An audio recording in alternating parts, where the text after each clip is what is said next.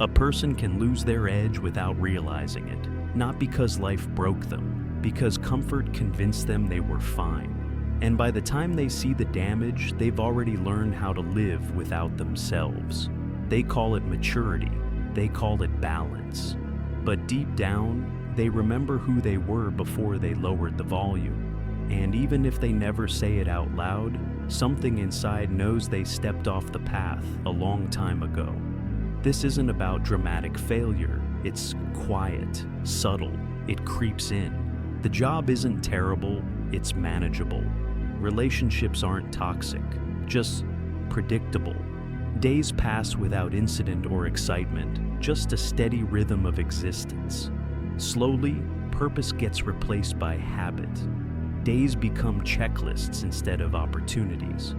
Questions feel too heavy to answer honestly, so they stop asking. They don't disappear, they just retreat.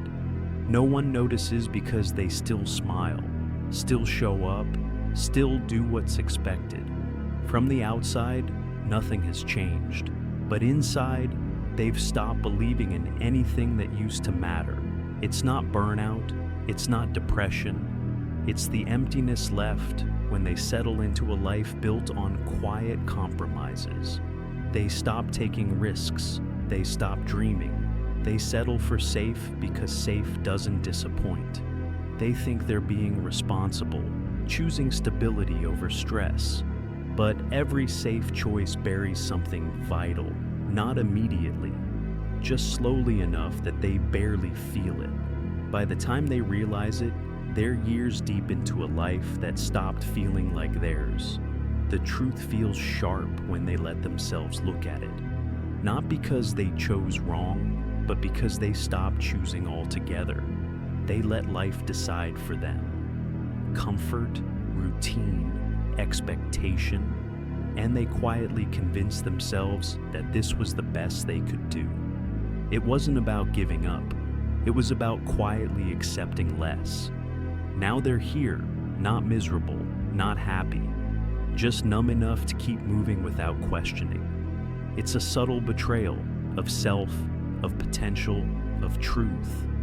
But it's one they agreed to, slowly and silently, without ever realizing what it would cost. The most convincing lie is the one that sounds responsible. That's why it works. It doesn't sound like fear. It sounds like maturity. You don't say you're hiding. You say you're focused on stability. You don't say you've lost direction. You say you're being realistic. You don't say you've stopped growing. You say you found peace. The words make it easier to live with the truth you're avoiding. But underneath those words is a kind of discomfort you never fully shake. You start to notice it in small moments. You wake up with a tight chest. You scroll for hours but remember nothing. You feel irritable around people who seem excited about anything. Not because they're wrong, but because they remind you of a version of yourself that used to feel more alive. You keep telling yourself you're fine, but the version of fine you've accepted doesn't include curiosity, challenge, movement, or clarity. It just means not falling apart. And over time, even that starts to slip. It shows up in how you communicate.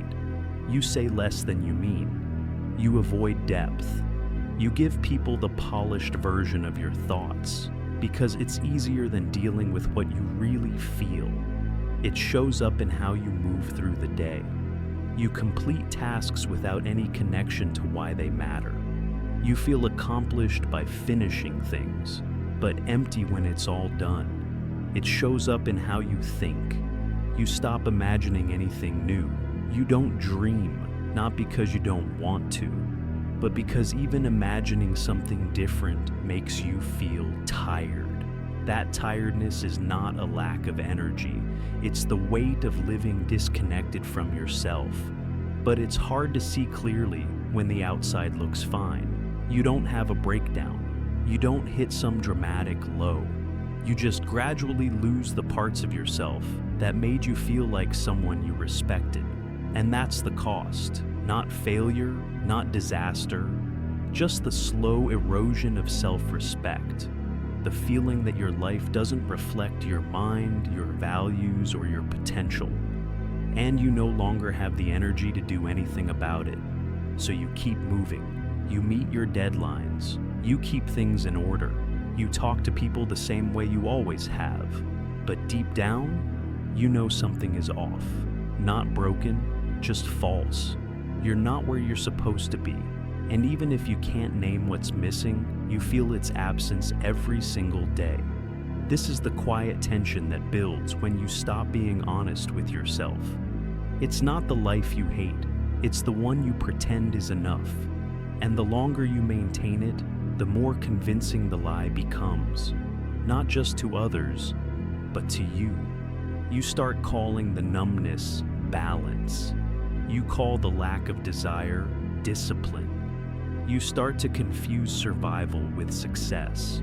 You think if it looks good, it must be working. But deep down, there's a part of you that knows.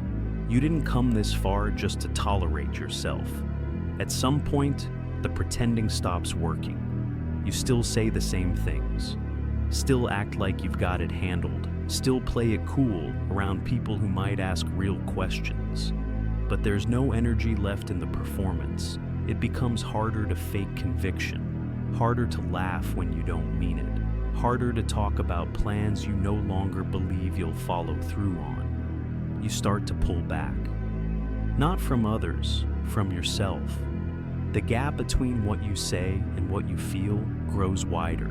You tell yourself you're waiting for clarity, waiting for the right time, waiting for something to shift.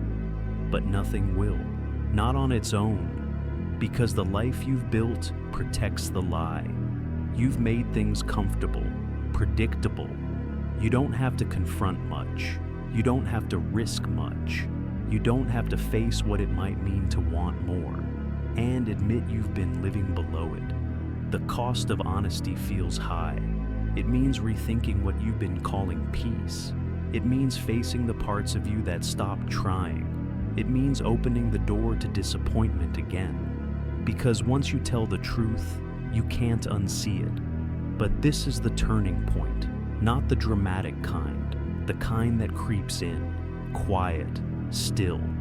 It shows up as a sentence you say to yourself when no one's around. I can't keep doing this. Not because it's falling apart, but because it's empty. And once you say it, you can't ignore it anymore. Not fully.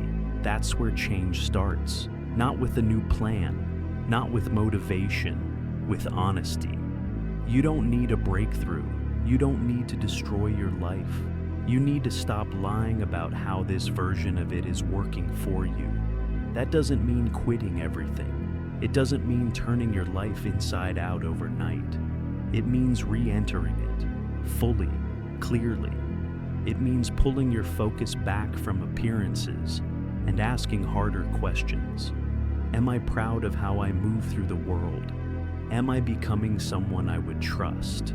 Am I doing things that require my full attention, or just enough to pass the time? You'll feel resistance because you've built stability around the lie, because parts of you are still attached to how things look, because starting again feels like admitting you got something wrong. But starting again isn't failure, it's memory. It's remembering what mattered before you became someone who could tolerate less. You don't have to burn it all down. You just have to stop pretending you're at peace when what you really feel is distance. And when you stop pretending, something opens up. Not right away, not all at once, but slowly, steadily, honestly, the desire to participate returns. Not because you're chasing anything, but because you're no longer hiding from yourself. You speak more clearly. You act more intentionally. You stop giving energy to things that only survive because you keep feeding them out of habit.